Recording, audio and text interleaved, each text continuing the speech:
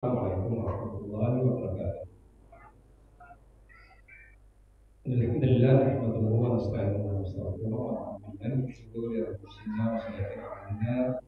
May yahdihillahu fala mudilla lahu wa may yudlil fala hadiya lahu. Asyhadu an la ilaha illallah wahdahu la syarika lahu wa asyhadu anna Muhammadan abduhu wa rasuluh. Ibu sekalian, wal akhwat, Bapak Ibu yang kami muliakan, kita tentu sangat bersyukur pada hari ini. Di samping kita ada Ustaz Syariful Basri yang kemudian juga sebagai ketua DKM di Masjid Al-Zura ini, dan juga sekaligus Ibu Haja yang mengundang kita untuk melaksanakan akikah dari putra beliau Muhammad Urwah.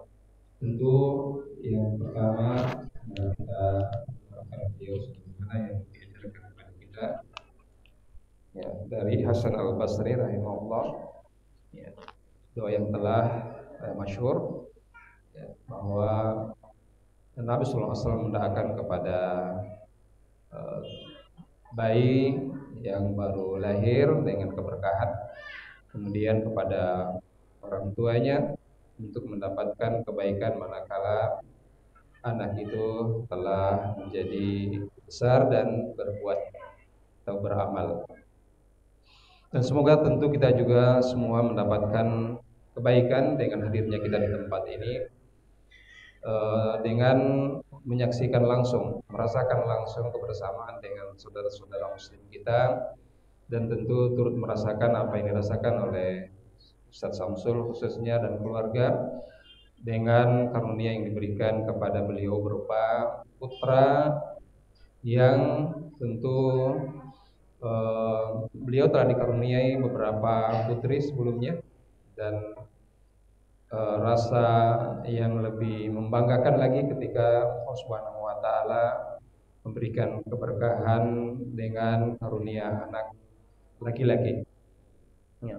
Walaisa zakaru kal untha. Kata Allah Subhanahu wa taala bahwa tentu laki-laki ada tanggung jawabnya dan juga derajat yang dipikulkan kepadanya.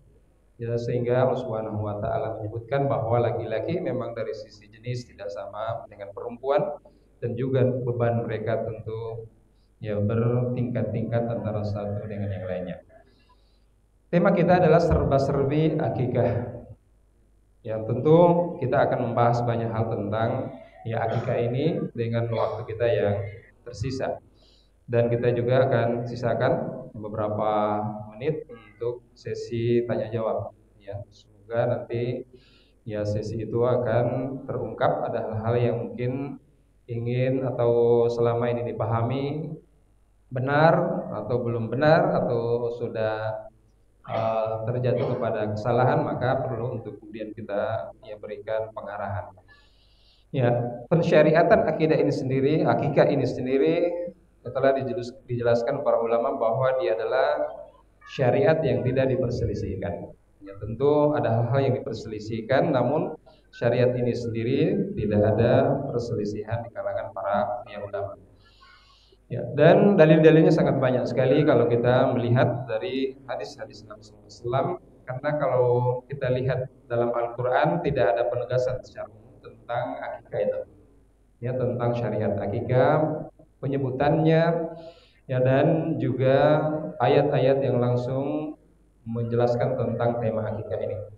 Meskipun ada ibadah yang serupa yang kita kenal seperti kurban yang ya, kita barusan kemudian melewatinya ya 1 bulan yang lalu. Nah, ya sekalian wal akhwat rahimani wa rahimakumullah, Rasulullah SAW menyebutkan bahwa ma'al gulami haqiqatun fa ahriqu anhu daman. Ya, dengan kelahiran seorang anak maka ya dia ya dianjurkan untuk menumpahkan ya darah, ya, wa amitu anhul azan, dan kemudian menghilangkan kotoran ya dari ya apa yang ada pada diri anak itu. Ini riwayat yang paling sahih dalam hal ini yaitu riwayat Imam Bukhari. Juga riwayat Imam At-Tirmizi dan Abu Dawud yang juga sahih, Rasulullah mengatakan kullu gulamin rahina. Setiap anak itu tergadaikan dengan akikah. Tusbahu anhu yaumas sabi'i, disembelikan hewan pada hari ketujuhnya, diberikan nama dan juga dicukur rambutnya. Dan lebih lengkaplah Nabi sallallahu alaihi wasallam menyebutkan daripada syariat ini. Dan juga penguatnya di hadis Tirmizi, Nabi mengatakan anil ulam syatan, untuk bayi laki-laki 2 ekor kambing yang sama setara, wa anil jariyah syatun, dan untuk perempuan itu 1 ekor. Tentu dengan hikmah yang ada. Ini semakin menyempurnakan atau melengkapi keilmuan kita tentang dalil akikah. Dan juga Nabi sallallahu alaihi wasallam lebih menyempurnakan dengan hadisnya anil gulam syatani wal untha syatun. Untuk 2 ekor, 1 laki-laki atau bayi laki-laki, dan 1 ekor kambing untuk 1 perempuan.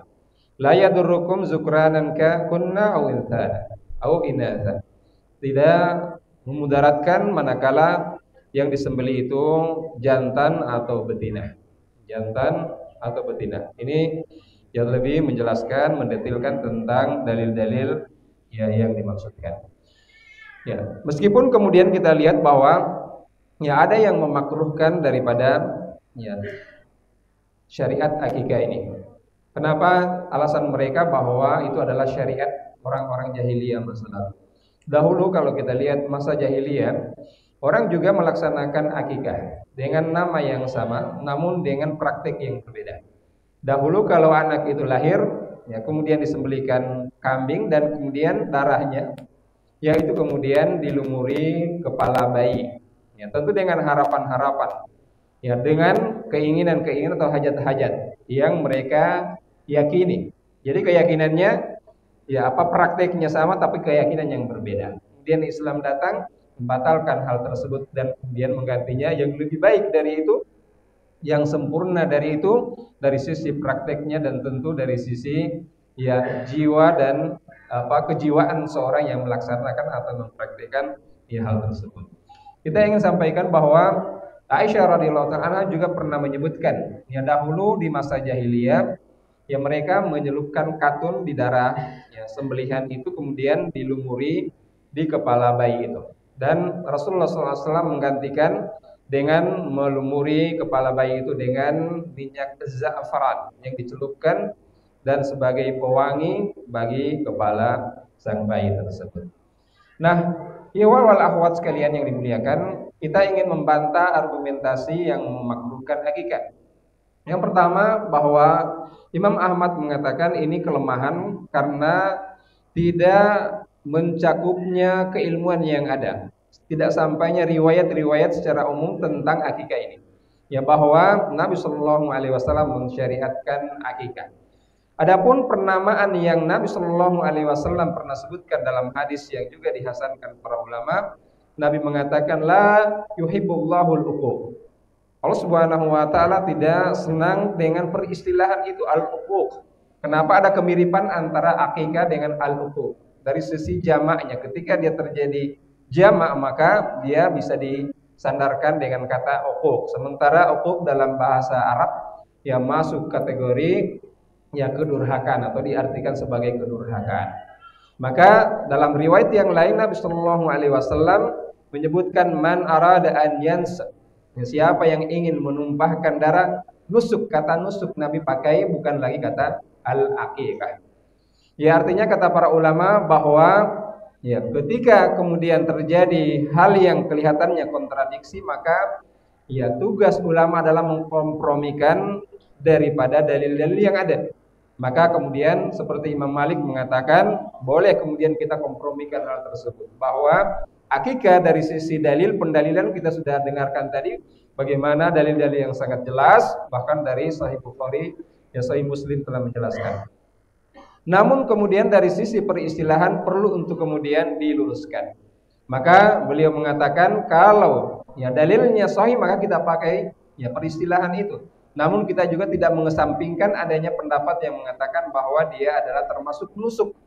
Ya, nusuk itu adalah penyembelihan. Nah, ini yang dipakai ketika kita berkurban. Kata an-nusuk ini yang ma'ruf dari kata al-kurban. Dan kurban itulah yang awal kali kemudian ada dalam pensyariatan ya Allah Subhanahu wa taala dari sisi ya pengorbanan, dari sisi ibadah menyembelih. Karena menyembelih itu merupakan ibadah yang tinggi kedudukannya di sisi Allah Subhanahu wa taala.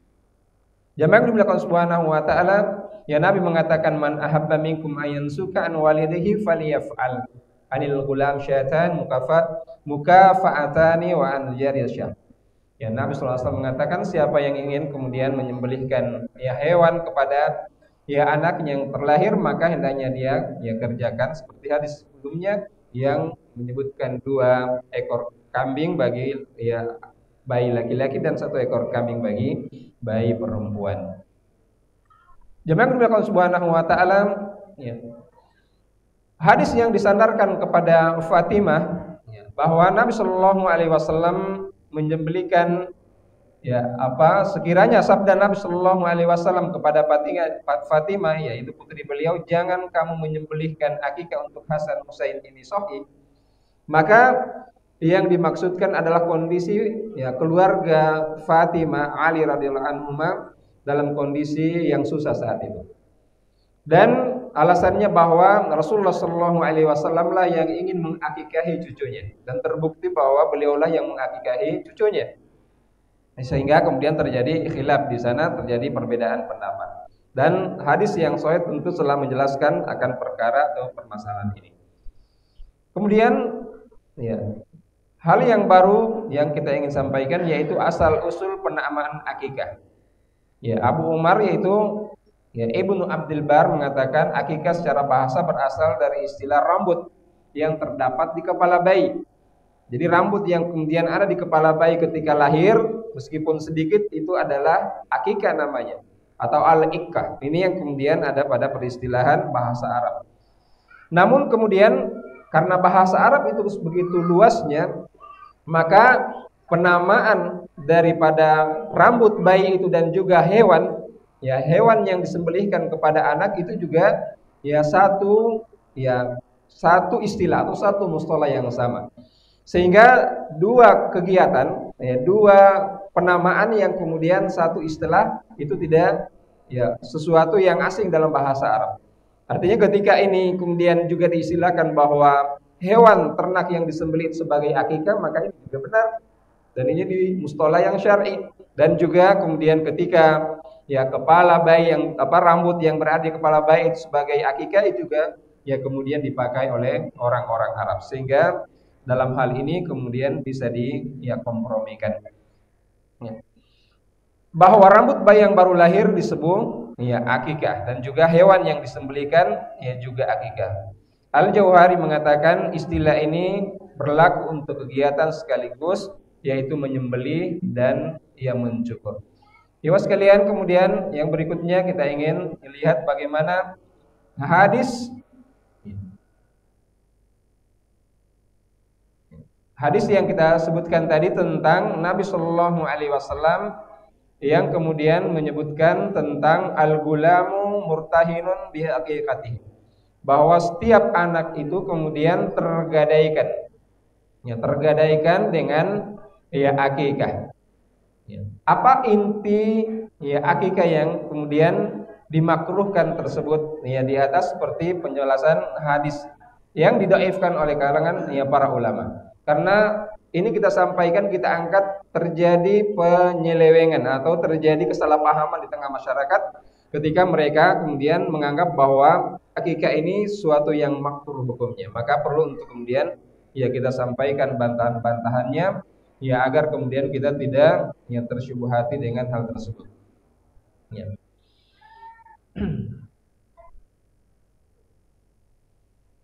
Ya, kemudian perbedaan pendapat antara kelompok yang mewajibkan dan menganjurkan akikah. Ibnu Qayyim mengatakan sunnah yang wajib adalah sunnah yang sangat dianjurkan. Ya. Sangat dianjurkan dan makruh ditinggalkan. dan beliau memasukkan kategori akikah ini sebagai sunnah yang sangat dianjurkan dan makruh untuk ditinggalkan. Jika akikah wajib, Nabi Shallallahu Alaihi Wasallam tentu akan menjelaskan hal tersebut secara detail sehingga kemudian umatnya akan mengenal bahwa itu adalah kewajiban. Ini pemahaman yang lain yang kemudian menganggap bahwa dia bukan merupakan kewajiban, sehingga mereka menganggap seperti itu. Dan juga pendapat yang mengatakan makruh akan akikah itu. Rasulullah Shallallahu Alaihi Wasallam mengaitkan akikah dan keinginan pelaku. Ini yang kemudian menurunkan status yang menganggap bahwa akikah itu wajib, maka status hukumnya menjadi sunnah dengan hadis yang kita sebutkan tadi, bahwa siapa yang ingin kemudian menyembelih hewan ternak pada saat itu maka dipersilakan. Inilah yang kemudian menurunkan status hukum dari perintah Nabi Shallallahu Alaihi Wasallam untuk kemudian mengakikahi daripada anak yang kemudian terlahir dari umat Islam. Adapun waktu yang dianjurkan pelaksanaan akikah itu adalah Nabi Shallallahu Alaihi Wasallam menyebutkan bahwa akan disembelih bagi buat anak itu sebagai akikahnya pada hari yang ketujuh. Pada hari yang ketujuh, dan pada hari itu juga diberi nama. Jadi ada dua kemudian hal yang ada empat yang kemudian terjadi pada hari yang ketujuh. Dua yang kemudian disepakati oleh para ulama, yaitu menyembelih hewan kemudian pada hari itu kemudian diberikan nama, disembelihkan hewan, kemudian dipotong rambutnya, kemudian diberi nama dan khitan jika kemudian ingin menghitan. Yang pertama adalah disembelihkan, kemudian dicukur rambutnya. Ini yang kemudian tidak ada khilaf kalangan para ulama. Adapun penamaan, maka ini yang kemudian berbeda pendapat para ulama, apakah di hari ketujuh atau sebelumnya atau setelahnya, dan juga tentang khitan yang kemudian dibahas dalam materi yang khusus. Imam Hasan Basri rahimahullah mengatakan akikah wajib untuk anak laki-laki pada hari ketujuh. Namun kemudian jika tidak terlaksana pada hari itu, maka dia akan mengakikahi pada kondisi dia dewasa nantinya. Jadi ada juga permasalahan tentang mengakikahi orang dewasa atau dia sendiri yang mengakikahi dirinya. Ini tentu ada pembahasan panjang lebar kalau kita lihat pandangan para ulama. Secara zahir bahwa batasan hari hanyalah anjuran, sekiranya ia sembelih setelah hari ke-21 maka akikahnya tetap sah. Kenapa? Yang menjadi sandaran hukum adalah menyembelih, bukan kepada hari. Adapun penetapan hari adalah suatu yang mustahab, dianjurkan. Namun kemudian yang menjadi inti hukum di sini adalah penyembelihan di hari yang ketujuh. Itulah yang kemudian disandarkan kepada baginda Rasulullah Shallallahu Alaihi Wasallam. Akan pentingnya penyembelihan meskipun dia sunnah muakkadah, namun dia adalah ada ibadah yang besar di situ. Ibadah yaitu dengan menumpahkan darah dengan menyembelih, dan penyembelihan ini tentu adalah suatu yang merupakan ibadah yang besar di sisi Allah Subhanahu wa taala. Kemudian serba-serbi yang berikutnya adalah akikah lebih utama daripada bersedekah. Seharga nominal akikah itu. Bagaimana tanggapan para ulama, meskipun mungkin harga yang dikeluarkan atau biaya yang dikeluarkan lebih besar ketimbang ketika kita membiayai daripada kegiatan akikah itu.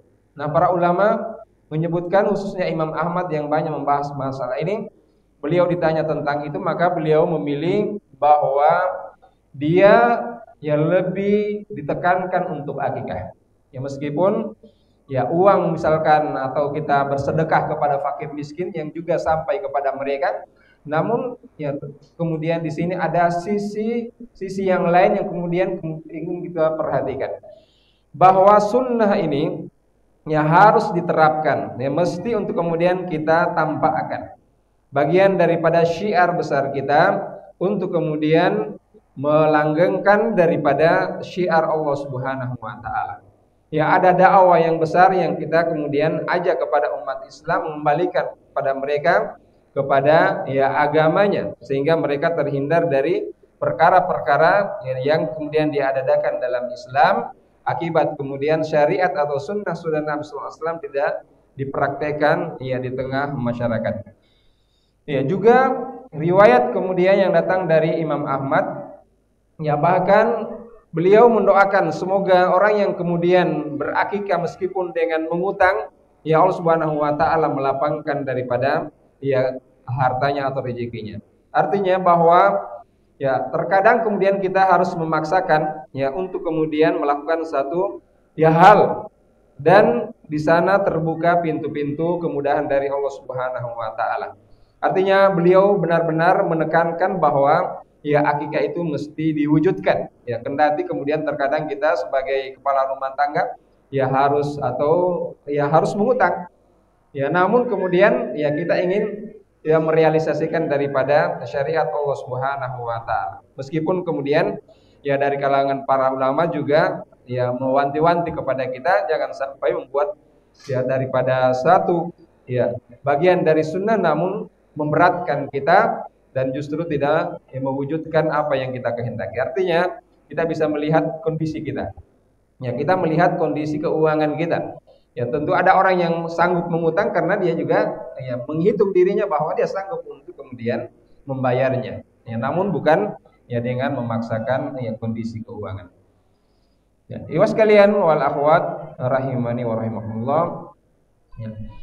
Tebusan yang kemudian ya diberikan kepada anak atau yang dilakukan dengan ya akikah ini telah dilakukan oleh ya kakek moyang ya Rasulullah Shallallahu Alaihi Wasallam, yaitu Nabi Ismail alaihissalam.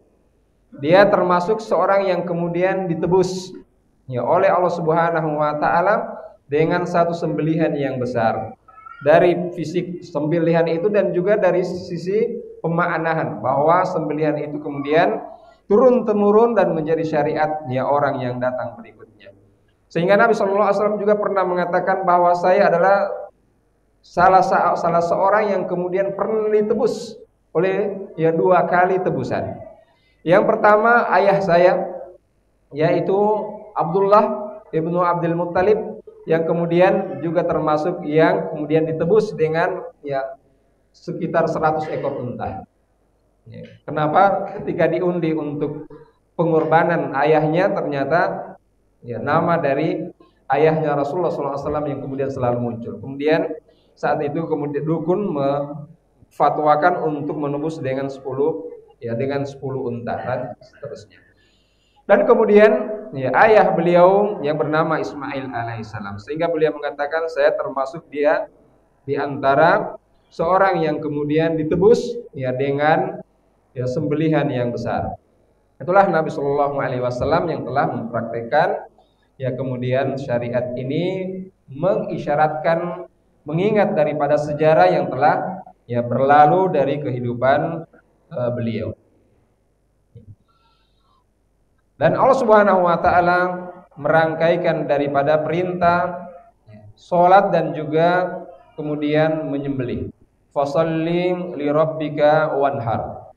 Ya, juga dalam ya, surah Al-An'am ayat 162, inna sholati wa nusuki wa mahyaya wa mamati lillahi rabbil alamin. Sungguhnya salatku, penyembelihanku, pengorbananku, hidup dan matiku untuk Allah Subhanahu wa taala. Mengejawantahkan daripada ya, ibadah dengan menyembelih ini atau dengan mengalirkan darah adalah ya ketentuannya harus mempraktekannya. Berupaya untuk kemudian berkorban, mengorbankan harta kita, dan yang terbaik adalah melihat langsung hewan itu kemudian kita menyembelih. Ada sesuatu yang terasa tersendiri dalam hati seorang ketika dia mempraktekkan langsung. Maka ya, ketika kemudian kita ya dahulu orang tua kita mungkin belum sempat mengakikahi kita, maka lakukanlah ya meskipun dengan ya kemudian dengan berkurban. Ya kalau kita melihat memandang bahwa ya, mengakikahi diri sendiri itu sesuatu yang makruh hukumnya atau bukan tanggung jawab kita, karena tanggung jawab orang tua, Maka kata para ulama untuk mengabungkan hal tersebut bisa kita lakukan dengan berkurban. Dan ini ya tentu memudahkan kita atau mudah bagi kita ketika kita berazam bertekad kuat untuk itu. Kemudian permasalahan yang berikutnya tentang perbedaan anak laki-laki dan perempuan dalam hal akikah. Ini juga disebutkan oleh para ulama kenapa kemudian laki-laki ya 2 kemudian 1 ya bagi perempuan, sehingga terkesan ada diskriminasi. Nah, ini peluang bagi orang-orang di luar Islam untuk menganggap bahwa Islam itu diskriminatif. Ya, menganggap bahwa laki-laki dan perempuan itu berbeda. Ya, secara jenis saja memang berbeda, hakikatnya seperti itu. Dan juga beban-beban yang dibebankan kepada mereka tentu ya berbeda dengan anak perempuan. Maka dari itu kalau kita lihat syariat, ya kita ada beberapa ya syariat yang kemudian membedakan laki-laki dengan perempuan. Seperti dalam hal syahadah, persaksian. Ya persaksian antara laki-laki dengan perempuan berbeda.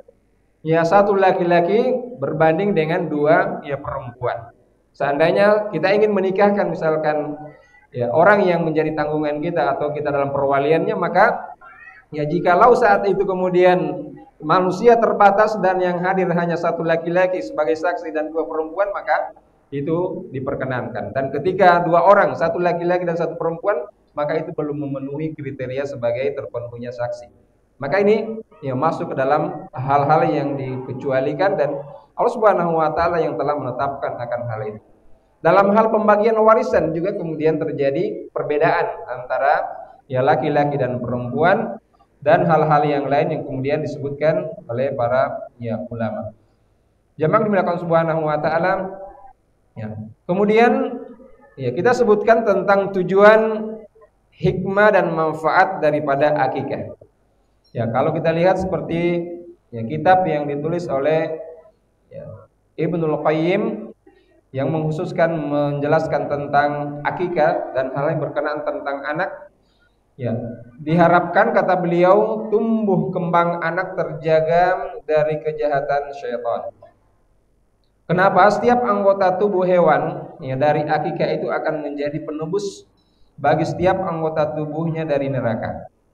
Ya. Adanya anjuran ucapan dalam akikah sebagaimana ucapan ya juga dalam dalam kurban. Kemudian terkandung makna ya kurban, syukur, ya, tebusan, sedekah, kemudian menampakkan kenikmatan Allah Subhanahu wa taala. Juga sebagai kegembiraan atas tegaknya syariat Allah Subhanahu wa taala. Ya.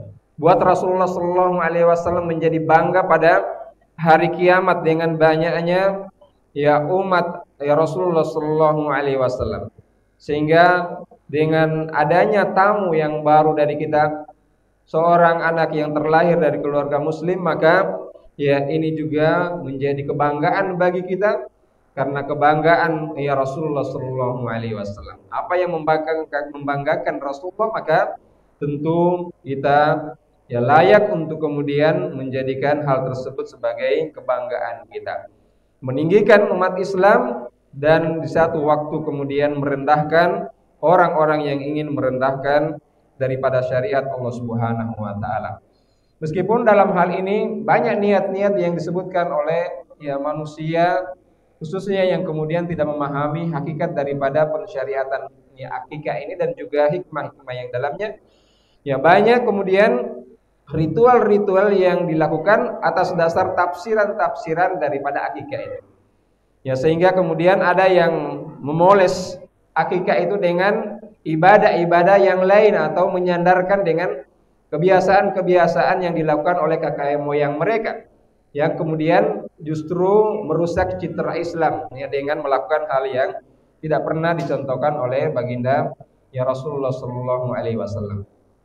Ya, salah satu yang kemudian kita ya pahami bahwa dengan syariat ya akikah ini adalah meruntuhkan daripada keyakinan-keyakinan jahiliyah yang pernah terjadi sebelum ya kedatangan Islam ini dan juga ketika Islam ini datang dan pengamalan Islam dan pemahaman Islam belum merata di tengah ya masyarakat. Maka perlu untuk kemudian kita ya syiarkan karena ini merupakan ya dakwah ilal haq. Kata murtahinun, kata ya para ulama, berarti tertahan atau terikat, baik dengan perbuatannya sendiri ataupun dengan perbuatan orang lain. Ya, ini yang kemudian kita coba ya sebutkan, bahwa kata murtahinun ya dikaitkan dengan ikatan. Ya, sehingga kata para ulama seperti Ibnu Qayyim bahwa ya ketika seorang menikah, ya maka ada syariat atau doa yang diajarkan Nabi Sallallahu Alaihi Wasallam. Dengan mengucapkan doa itu, dengan mengamalkan doa itu, diharapkan tidak ada gangguan syaitan yang turut serta kepada ya bayi yang akan terlahir nantinya. Nabi Sallallahu Alaihi Wasallam menjamin bahwa seorang suami istri yang melakukan hubungan dan dia kemudian membaca doa yang dianjurkan Nabi Sallallahu Alaihi Wasallam, maka anaknya kelak itu akan dilindungi Allah Subhanahu wa taala, ya tidak kemudian diberikan was-was oleh syaitan, terjaga dari ya kejahatan syaitan. Ini satu fase. Kemudian fase yang berikutnya ketika anak itu terlahir, ternyata ada ya anjuran lagi untuk lebih memperkokoh daripada keyakinan kita dan optimisme kita bahwa anak ini akan dilindungi oleh Allah Subhanahu wa taala. Maka ketika anak itu terlahir, ya syaitan tentu tidak akan pernah berhenti untuk kemudian memberikan gangguan. Sehingga dalam riwayat sebutkan anak itu terlahir, maka ya syaitan datang menusuk duburnya dan kemudian menyebabkan anak itu ya menangis histeris dan ya akibat dari ulah syaitan. Maka saat itu kemudian Allah Subhanahu wa taala mensyariatkan akikah ini melalui perbuatan Nabi Sallallahu Alaihi Wasallam, salah satu yang kemudian dipahami oleh para ulama agar kemudian gangguan-gangguan syaitan itu terputus dari kita memutuskan daripada belenggu-belenggu ya syaitan itu yang kemudian ada pada diri anak, dengan takarrub kepada Allah Subhanahu wa taala, mempersembahkan yang terbaik dari pemberian Allah Subhanahu wa taala. Maka moga-moga dengan itu ya kemudian Allah Subhanahu wa taala melindungi anak itu di atas perlindungan yang telah ya diberikan. Istilahnya ya kita dengan istilah yang mudah adalah benteng kita semakin kuat. Ya, kalau benteng bisa ditembus yang satunya, maka masih ada pertahanan yang berikutnya. Ya, dengan akikah ini menambah benteng kekuatan dari penjagaan penjagaan terhadap anak itu melalui wasilah orang tua ya untuk Allah Subhanahu wa taala, kepada Allah Subhanahu wa taala, dan juga semoga Allah memberikan ya kepada anak itu perlindungan ya secara langsung berupa ya pengamanan Allah Subhanahu wa taala kepada anak itu. Ya, dalam surah Al-Isra ayat 64 Allah mengatakan wasyarikhum fil amwali wal aulad, bahwa syaitan kemudian pernah ya menginstruksikan kepada ya tentara-tentaranya untuk kemudian selalu mengintai dan kemudian ikut serta kepada anak-anak dan juga harta kita. Jadi setiap harta, setiap anak kita, ya keluarga kita ada ya tipu daya syaitan yang kemudian bisa ya, masuk di sana atau mengitari daripada ya anak-anak atau harta kita. Sehingga perlu untuk kemudian selalu kita mensucikan harta kita dan juga mensucikan jiwa kita dengan bersandar sepenuhnya kepada Allah Subhanahu wa taala. Sehingga akikah ini menjadi salah satu tameng ya untuk kemudian melindungi ya anak kita, menghancurkan daripada segala belenggu-belenggu ya syaitan, ya dari belenggu yang kemudian ya diberikan kepada anak keturunan kita atau kepada ya keluarga kita. Kemudian yang berikutnya di antara ya syariat akikah ini ada anjuran memasak daging akikah sebelum membagikannya. Bagaimana tinjauan syariatnya? Ya, Imam Ahmad pernah ditanya tentang daging akikah yang kemudian ia dimasak sebelum dibagikan. Beliau mengatakan iya. Ya, mestinya seperti itu. Ya, karena kalau kemudian kita membagikan daging ya hewan akikah itu kepada orang fakir miskin, sementara ya dia kemudian kebutuhannya belum tercukupi, maka untuk memasaknya ya tentu butuh ya dana lagi atau butuh pembiayaan lagi. Maka dengan kondisi yang kita rasakan, dengan kenikmatan yang Allah berikan, tentu menyempurnakan kenikmatan itu, memasaknya, ya kemudian ya mengajak mereka atau membawakan, mengantarkan kepada mereka, kepada tetangga atau fakir miskin sebagai bentuk pengabdian kita kepada ya Allah Subhanahu wa taala atas rasa syukur yang diberikan kepada kita. Ada beberapa perkataan tentu dalam hal ini ya bahwa ya dianjurkan untuk kemudian diantarkan daging-daging itu. Ya, ini ada anjuran seperti itu. Namun kalau kita lihat dari pendapat para ulama, mereka lebih memilih untuk kemudian ya dimasak, ya setelah itu kemudian dibagikan, atau mengajak orang untuk ya mendatangi tempat dan mereka berkumpul di sana sambil menikmati daripada ya hidangan itu. Ya, kalau kita lihat daripada istilah-istilah tentang makanan yang disajikan dalam Islam ini banyak tentunya. Ya, ternyata banyak peristilahan. Ada hidangan untuk tamu undangan disebut al-ma'dabah. Ada undangan untuk resepsi perkawinan atau pernikahan yaitu al-walimah yang kita kenal. Ada yang disebut dengan al-qaras, hidangan untuk penyambutan kelahiran anak. Tentu kita baru tahu bahwa ada hidangan untuk penyambutan anak ketika baru lahir. Ya, tentu orang yang yang mendapatkan proses kelahiran itu terasa berat, ya, tapi keluarganya bisa ya membantu. Dan akikah itu sendiri yaitu hidangan sembelihan ya pada hari ketujuh ya untuk bayi yang terlahir dari keluarga muslim. Ada azirah, hidangan acara hitanan. Ada wadimah, hidangan orang yang pulang dari perjalanan yang jauh. Ada ya wakira, hidangan setelah mendirikan bangunan. Ya, jadi banyak sekali ya kegiatan makan-makan dalam Islam ini. Ya, sehingga ya perlu untuk kemudian dibudayakan ya dari kegiatan-kegiatan yang beraneka ragam. Istilah ini yang menunjukkan bahwa umat Islam terbiasa akan hal perjamuan-perjamuan seperti itu. Ya. Nah, walimah itu tentu ya sudah satu mustalah dan juga akikah satu mustalah. Sehingga terkadang digabungkan walimah akikah. Padahal itu satu ya istilah yang berbeda dan juga ya dari sisi penamaannya dan juga dari sisi aplikasinya.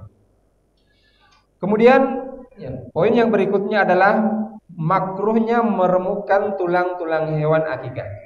Ya, kenapa kita angkat seperti ini? Karena dalam hadis-hadis atau dalam penyampaian di buku-buku para ulama ini sangat banyak. Ya, adanya larangan yang kemudian melarang untuk meremukkan tulang-tulang hewan akikah. Ya. Bahkan dari perkataan para ya sahabat Nabi Shallallahu alaihi wasallam, dan di antara perkataan itu adalah perkataan Ummu Mukminin Aisyah radhiyallahu taala anha. Agar kemudian hewan akikah itu yang telah ya disembelih kemudian dimasak ya utuh dari persendian-persendiannya. Sebenarnya ya para ulama menyebutkan di antara keutamaannya. Kenapa kemudian ya tulang-tulang itu tidak remukan? Ya untuk menyempurnakan pemberian kepada tetangga atau kepada kaum kerabat dan juga fakir miskin. Dahulu orang kemudian biasa memberi ya daging itu dengan satu bagian paha atau kemudian tangannya ya kemudian ya tidak dipotong-potong. Nah, bagaimana kemudian pandangan para ulama dalam hal ini? Ya, para ulama mengatakan boleh untuk kemudian ya tulang-tulangnya itu diremukan atau dicincang. Kenapa? Secara logisnya bahwa ketika kemudian kita buat ya satu acara ya makan-makan, maka ya ini akan memberikan kemudahan bagi orang yang mencicipi hidangan itu. Ketimbang kemudian ketika diberikan ya satu paha atau satu kaki yang kemudian dimasak ya dengan kuah misalkan. Maka ini dari sisi maslahatnya dan disebabkan karena tidak adanya dalil yang lebih ya jelas dari sunnah Nabi Shallallahu alaihi wasallam yang menyebutkan tentang pelarangan itu. Ini sebab utama yang disebutkan para ulama, tidak adanya ya larangan dalam hadis untuk menghancurkan ya daripada tulang-tulang ya hewan akikah itu. Adapun kemudian larangan-larangan yang kemudian datang atau yang kita dapatkan dalam riwayat-riwayat yang disebutkan dalam hadis, maka itu adalah kebanyakannya atau pada umumnya perkataan-perkataan para sahabat Nabi Shallallahu Alaihi Wasallam. Di sana ada hadis-hadis yang lemah, ya hadis-hadis yang tidak bisa kemudian dipertanggungjawabkan untuk diamalkan. Kemudian ibu sekalian rahimani wa rahimakumullah, usia hewan akikah yang kemudian perlu untuk kita pahami bersama. Ya, Imam Malik mengatakan hewan akikah setara kedudukannya dengan hewan untuk kurban. Tidak boleh picak matanya atau kurus kering, pecah tanduknya atau kukunya, serta tidak sakit. Daging dan kulitnya tidak boleh dijual. Yang kemudian boleh untuk kemudian tidak boleh untuk kemudian dijual kepalanya atau kemudian kulitnya. Namun boleh untuk kemudian dibagikan kepada keluarga. Artinya bisa dikelola untuk menjadi sajian makanan. Namun ada juga yang berpendapat bahwa kulit yang kemudian ada atau kepalanya ini kemudian bisa kulitnya khususnya bisa dijadikan perabot rumah tangga. Dulu mereka menampung air dengan dari kulit atau kemudian tempat sajadah misalkan atau tempat bersujud mereka pakai perabotan dalam rumah tangga. Para ulama menyebutkan kebolehannya, namun ketika dia dijual maka seharusnya harga jualnya itu kemudian disedekahkan lagi. Harga jualnya kemudian disedekahkan dari penjualan kulit hewan akikah itu. Bukan untuk kemudian dijadikan sebagai biaya untuk menyewa tukang jagalnya. Contohnya, ini tidak diperkenankan. Tukang jagalnya dapat upah dari yang berakikah, dan kalau kita ingin menghadiahkan maka bukan sebagai upah. Sama halnya dengan hukum ketika kita berkurban. Kulit-kulitnya itu kemudian tidak boleh dijadikan upah bagi tukang jagalnya. Namun dia disediakan khusus untuk biaya tukang jagal, dan kemudian kulitnya itu bisa dijual, namun dengan syarat dia disedekahkan kepada fakir miskin atau bisa dijadikan sebagai perabotan dari orang yang berakikah. Kemudian masalah yang berikutnya, tidak sahnya satu ekor hewan akikah untuk 2 orang anak. Ibnu Qayyim mengatakan ketika seekor hewan dijadikan tebusan bagi anak, maka yang disyariatkan mengalirkan darah secara utuh, sehingga 1 nyawa sebagai tebusan bagi 1 nyawa. Jadi dalam hal kurban dengan akikah ini banyak kesamaan, namun dalam hal penetapan tentang jumlah ini tidak bisa diwakilkan. Misalkan 1 ekor sapi atau 1 ekor unta kemudian untuk beberapa orang. Seperti dalam akikah dalam kurban itu diperkenankan. Ada dalil syar'inya. Namun dalam masalah akikah ini tidak diperkenankan 1 ekor kambing kemudian untuk beberapa anak. Biasa. Di kampung-kampung ada seperti itu. Kalau bikin acara akikah biasa dipanggillah beberapa anak yang kemudian belum akikah dan ikut di akikah hari itu.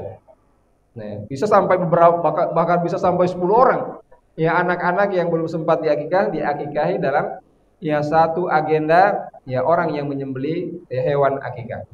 Kalau kita pandang bahwa, dan ini ada yang berpendapat di antara para ulama bahwa bolehnya untuk mengakikahi anak dengan unta 1 ekor atau dengan sapi 1 ekor bagi yang berkemampuan. Diriwayatkan bahwa Anas ibnu Malik sebagai seorang sahabat yang diberikan karunia harta yang banyak, itu pernah mengakikahi putranya dengan 1 ekor unta. Dan juga ada yang bernama Barakah di Basra, itu juga pernah mengakikahi kemudian anaknya dengan 1 ekor unta. Lalu diingatkan oleh sahabat-sahabatnya bahwa kemudian Nabi menganjurkan dengan 2 ekor kambing, bukan dengan 1 ekor unta. Namun ini ada asar namanya. Ada asar atau pengamalan dari orang-orang terdekat Nabi Shallallahu Alaihi Wasallam. Bahkan Anas bin Malik adalah seorang yang sangat dekat kepada ya Rasulullah Shallallahu Alaihi Wasallam banyak meriwayatkan hadis dari baginda Rasulullah Shallallahu Alaihi Wasallam. Ya. Kemudian masalah yang berikutnya adalah bolehkah akikah dengan selain kambing? Ya, kita sebutkan ya bahwa ya ada ulama yang membolehkan ya dengan unta atau dengan sapi. Namun kemudian ya mereka ya para ulama itu lebih lebih condong kepada pendapat bahwa itu tidak diperkenankan, ya, tidak dianjurkan meskipun ada sahabat yang melaksanakan. Kita lebih fokus kepada dalil yang lebih spesifik. Ketika ada dalil-dalil umum diperhadapkan kepada umat Islam, kemudian dalil yang lebih khusus, lebih spesifik, maka ya dalil yang khusus inilah yang kemudian membatalkan dalil umum. Semestinya seperti itu. Kita pahaminya seperti itu. Ketika ada dalil umum dan dalil khusus, maka ya kita mengamalkan dalil yang lebih khusus. Ya. Tentu ya kita ya menghindari daripada perbedaan pendapat para ulama, karena para ulama dahulu tidak seperti kita sekarang ini. Bisa mengakses ilmu dengan sangat mudahnya dari ujung dunia satu dengan ujung dunia yang lain. Ya, bisa didapatkan dalam waktu yang sangat singkat. Namun ya, ulama terdahulu untuk mendapatkan satu hadis mereka harus melakukan perjalanan yang jauh. Sehingga terkadang dari satu tempat ya, ilmu yang sampai kepada mereka, hadis yang sampai mereka tidak seperti ya ilmu yang didapatkan di tempat yang lain yang lebih dekat dari sumber ilmu. Sehingga di sanalah terjadinya perbedaan-perbedaan dalam yang melaksanakan ya dari adab dan syariat ini. Ya, kemudian ibu sekalian rahimani wa rahimakumullah, tentang pembagian daging akikah. Ya. Pembagian daging akikah ini disebutkan Imam Ahmad ya, bahwa dia diserahkan kepada ya orang yang berakikah. Diserahkan kepada ya mereka bagaimana teknisnya. Karena kita lihat bahwa pendapat para ulama di sini tentang teknis ya untuk melakukan ya daripada ya akikah itu. Boleh untuk kemudian kita ya buat sembelihan itu kemudian dimasak, setelah itu kita bagikan. Ya dibuat paket seperti itu atau dibuat ya ditempatkan wadah-wadah untuk kemudian dibagi-bagikan, boleh seperti itu. Atau sekaligus kemudian kita mengundang dalam satu tempat, dan ini yang paling ya afdal tentunya. Meskipun ada Imam Malik yang kemudian yang mengatakan bahwa ya daging yang telah dimasak itu hewan akikah ya kemudian tidak ya mesti untuk kemudian mengundang orang. Ya, tidak mesti untuk mengundang orang. Namun yang beliau pahami bahwa ya, sajian itu atau makanan itu boleh dibagikan dengan mengantarkan kepada ya tetangga, karib kerabat ataupun orang-orang yang fakir miskin. Ini beliau pahami. Namun kemudian Imam Ibnu Qayyim mengatakan bahwa pendapat ini adalah pendapat yang ya sendiri beliau dalam hal ini. Pendapat mayoritasnya adalah membuat ya acara, mengumpulkan orang, karena dari ya banyak keutamaan yang telah kita ya sebutkan tadi. Ya. Kemudian hukum menggabungkan akikah dan kurban. Ya. Bagaimana hukumnya ketika menggabungkan akikah dan kurban sekaligus? Ya, Imam Ahmad pernah ditanya tentang seorang yang dewasa yang belum akikah, apakah ia boleh mengakikah dirinya? Ya. Maka beliau mengatakan akikah merupakan tanggung jawab ayahnya. Dan Imam Ahmad juga menyinggung tentang qadha'ifan riwayat akikah ya orang dewasa. Ya, beliau lebih memilih bahwa beliau tidak ya menganjurkan akan hal tersebut, karena ya kemudian tidak ada dalil yang sahih yang kemudian menganjurkan akikah bagi orang yang telah ya dewasa. Namun di lain kesempatan ya beliau kemudian Imam Ahmad ditanya tentang hal yang sama seperti itu. Maka ya beliau kemudian memandang bahwa ya itu adalah hadis-hadis yang dhaif, dan ketika ada yang mengamalkan beliau juga tidak melarangnya. Ya, artinya ada keluasaan dalam hal ini. Ketika seorang meniatkan untuk mengakikahi dirinya atau orang tua yang tidak sempat kemudian mengakikahi anaknya di waktu kecil dan dia di waktu dewasanya anak-anaknya dia telah mendapatkan harta, mendapatkan rezeki yang berlimpah, ya, dan dia mencukupi untuk kemudian mengakikahi anaknya, maka ya juga ya kemudian tidak ada ya pelarangan akan hal ini. Artinya ya kata Imam Ahmad, ya dia tidak ya mendukung akan hal ini, dan juga dia mendoibkan hal-hal tersebut yang berkenaan dengan akikah terhadap orang dewasa. Namun manakala ada orang yang ingin melakukan, ya beliau juga tidak ya melarangnya. Beliau dalam hal ini ya memberikan keleluasaan. Ya.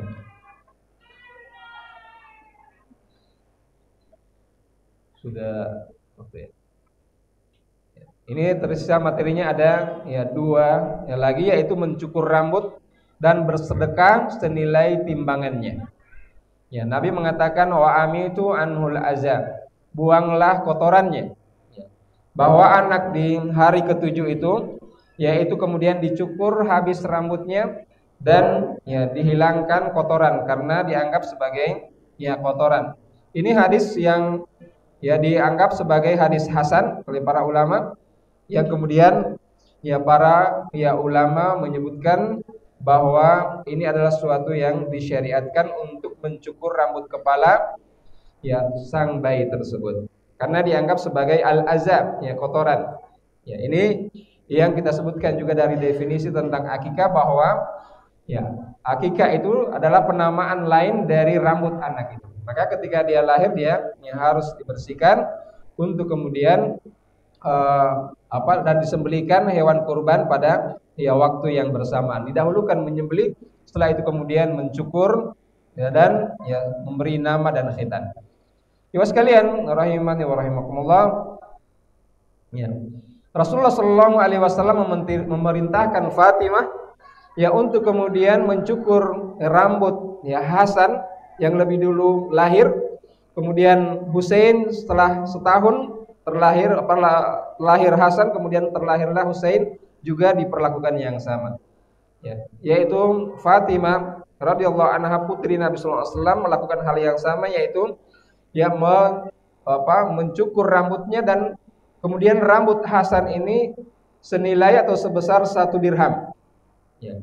Jadi anjurannya adalah dengan menimbang ya, rambut itu dan kemudian diserupakan dengan timbangan perak, dan harga perak itulah yang kemudian disumbangkan atau disedekahkan kepada ya fakir miskin atau fi sabilillah. Ini yang dianjurkan oleh ya Rasulullah sallallahu alaihi wasallam ya, dengan bersedekah sesuai timbangan berat ya rambut ya dari bayi yang kemudian terlahir tersebut. Yang terlarang dalam hal ini adalah mencukur sebagiannya dan membiarkan sebagiannya. Di tengah masyarakat, dan saya menyaksikan hal tersebut banyak ya berulang ya, di perkampungan ada akikah yang kemudian rambut anak itu dipotong sebagian, digunduli sebagian, dan dibiarkan sebagian, atau diacak di kepalanya bagian kiri, kanan, depan, belakang, dan sebagiannya ditinggalkan. Ini mereka anggap sebagai bagian dari ritual akikah itu sendiri. Ya, padahal itu adalah salah satu bagian larangan Nabi sallallahu alaihi wasallam. Nabi dalam hadis yang sahih menyebutkan bahwa terlarang bagi kalian melakukan al-qaza. Al-qaza itu adalah mengambil sebagian rambut dan kemudian meninggalkan sebagiannya. Ya, atau kemudian seperti kebiasaan dari umat-umat yang lain, ada yang kemudian membiarkan di sisi ya, kiri kanannya, belakangnya, dan mengambil yang di atasnya yang bagian tengah. Atau sebaliknya, kemudian ada yang membiarkan di atasnya dan mengambil dari sisi kiri, kanan, dan belakangnya. Ya, atau ada yang kemudian membiarkan di belakangnya saja, kemudian di atasnya kiri kanan diambil atau dia bersihkan. Ini adalah bagian-bagian yang terlarang yang perlu diperhatikan ketika kita mencukur rambut dari sang bayi tersebut. Ya, ini menyangkut hukum memberikan nama kepada ya anak. Ini materinya agak panjang lebar. Ya, sehingga ya kita ingin cukupkan materi kita ini dengan penamaan nama sudah kita ya dapatkan nama dari ya Ustaz Samsul, yaitu Ahmad Urwah. Ya, nama yang kemudian ya sangat ya baik, sangat indah.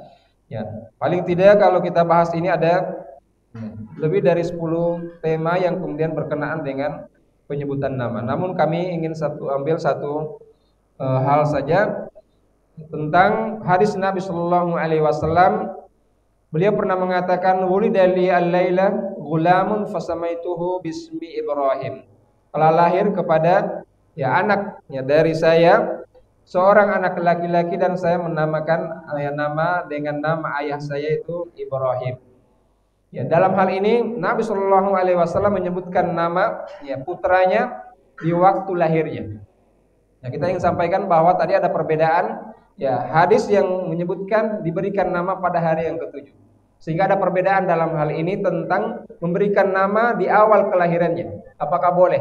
Hadis ini yang menjelaskan bahwa bolehnya untuk memberikan nama di awal kelahirannya.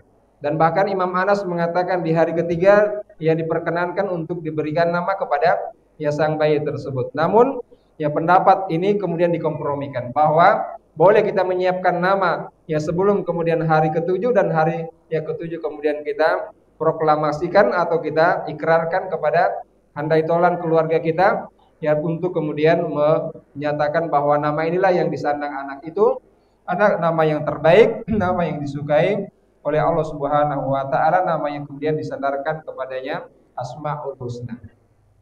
Ya, ini ikhwas sekalian rahimani wa rahimakumullah, dengan keterbatasan waktu ya dan kita juga mengambil ya banyak hal-hal serba-serbi tentang ya kurban ini, semoga ya bisa memicu kita, semangat kita untuk semakin mendalami masalah ini. Dan tentu ya kita mempraktekkannya. Yang belum menikah semoga Allah Subhanahu wa taala berikan pasangan segera ya, dan kemudian yang telah menikah semoga Allah Subhanahu wa taala mudahkan mengaruniakan daripada anak-anak yang soleh dan solehat, dan semoga Allah Subhanahu wa taala mengumpulkan kita anak keturunan kita di tempat yang terbaik, yang terindah di surga Allah Subhanahu wa taala. Barakallahu fikum wa nas'allahu an yajma'ana wa nas'allahu an yuwaffiqana bima yuhibbuhum wa yardahu. Subhanaka wa bihamdika asyhadu an la ilaha illa anta astaghfiruka wa atubu ilaik. Assalamualaikum warahmatullahi wabarakatuh.